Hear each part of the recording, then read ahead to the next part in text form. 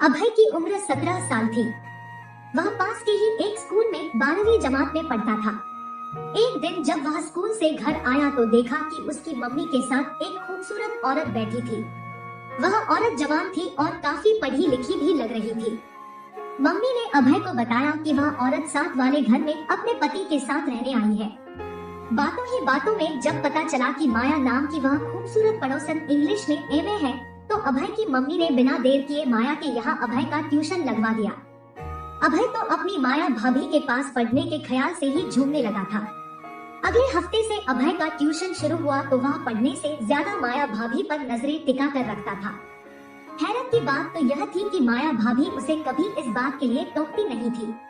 वे कभी कॉपी पकड़ाने के बहाने उसके हाथों को छूती थी तो कभी उसे अपने करीब बैठाती थी। शुक्रवार का दिन था। अभय रोज की तरह माया भाभी के पास पढ़ने गया, पर भाभी तो कुछ बीमार दिख रही थी। उन्होंने अभय को बेडरूम में आकर पढ़ने के लिए कहा। जब अभय बेड पर बैठा पढ़ रहा था तो उसका ध्यान अपनी पढ़ाई पर कम और माया भाभी पर ज्यादा था। माया भाभी अचानक कराही तो अभय को लगा कि उनकी तबीयत बिगड़ रही है। वह उन्हें पानी पिलाने लगा तो उन्होंने गिलास उसके हाथ से लेकर पानी अपनी गर्दन पर उड़े लिया। उन्होंने अभय को पानी पोंछने के लिए कहा तो अभय उनकी बात मानकर वैसा ही करने लगा, पर माया भाभी की मंशा कुछ और ही थी।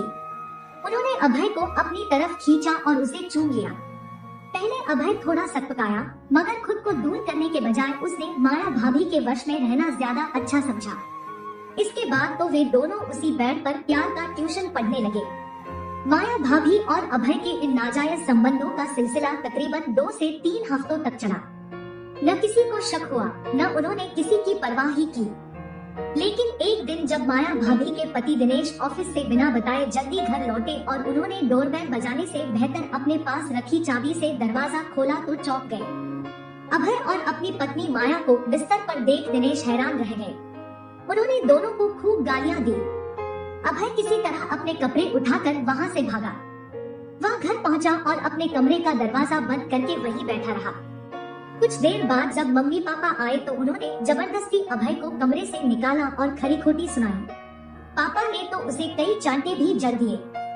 जब माया और अभय के नाजायज संबंधों की जानकारी दूसरे लोगों को लगी तो उनका मजाक बनाया जाने लगा।